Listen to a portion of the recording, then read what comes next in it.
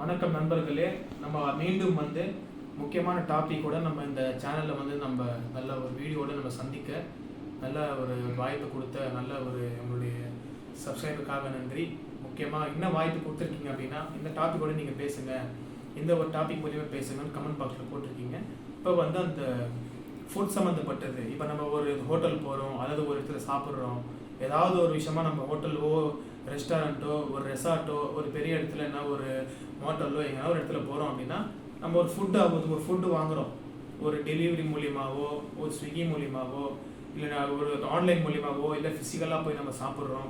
அந்த ஃபுட்டில் இஷ்யூ வருது, அதை பற்றி எங்கே புகார் கொடுக்க சொல்லிட்டு ஃபுட் அடல்ட்ரேஷன் ஆக்ட்னு சட்டம் இருக்குது. அந்த ஃபுட் அடல்ட்ரேஷன் ஆக்ட் படி FSSAI சொல்லுவாங்க. வெளியே ஒரு சாப்பிட்ற கடை வச்சுருக்காங்கன்னா FSSAI சொல்லுவாங்க, food safety standard authority of India. So அந்த FSAIல ரெஜிஸ்டர் பண்ணியிருக்கணும். அந்த லைசன்ஸ் வாங்கி நம்ம வீட்டில் அதில் ஆஃபீஸில் போர்டில் ஒட்டியிருக்கணும். வெளியே அந்த லைசன்ஸ் கண்டிப்பாக வாங்கியிருக்கணும், GST வாங்கியிருக்கணும். ஸோ அதுக்கான தனியாக அக்கௌண்ட் வச்சு மெயின்டைன் பண்ணி எவ்வளோ வரவு செலவு வரும் GST போட்டு அதில் ஃபுட் சேஃப்டி பண்ணியிருக்கணும். ஸோ ஃபுட் சேஃப்டி மூலிமா அந்த ஃபுட் சேஃப்டி லைசன்ஸ் கொண்டு லைசன்ஸ் நம்பர் கொடுத்துருவாங்க, FSSAI நம்பரு.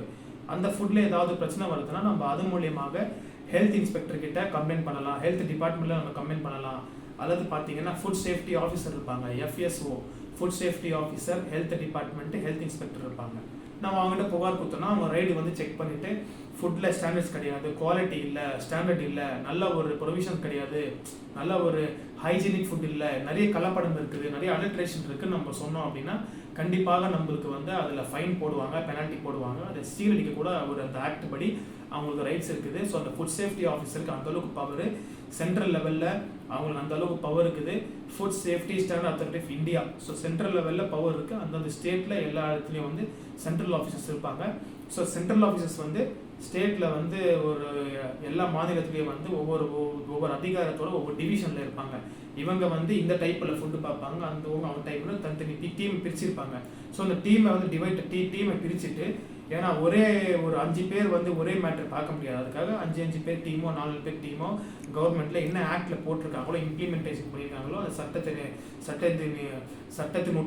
சட்டத்தின் உட்பட்டுக்கு அது உட்பட்டு சட்டத்திட்டங்களுக்கு அது உட்பட்டு டேர்ம்ஸ் கண்டிஷனு நார்ம்ஸ் ஆக்ட் படி according to the law health inspector check பண்ணிவிட்டு அதுக்கப்புறம் அந்த லேப் டெஸ்ட்டுக்கு அனுப்புவாங்க. அந்த ஃபுட்டு உண்மையாக அடல்ட்ரேஷன் பண்ணியிருக்காங்களான்னு செக் பண்ணிவிட்டு அதுக்கப்புறம் அவங்களை பனிஷ் பண்ணுவாங்க. அந்த ஆக்ட் படி பனிஷ் பண்ணிவிட்டு அவங்க மேலே FIR போடுவாங்க, அவங்க மேலே பெனால்ட்டி போட்டு அந்த கடை சீல் பண்ணுறதுக்கே வாய்ப்பு இருக்குது.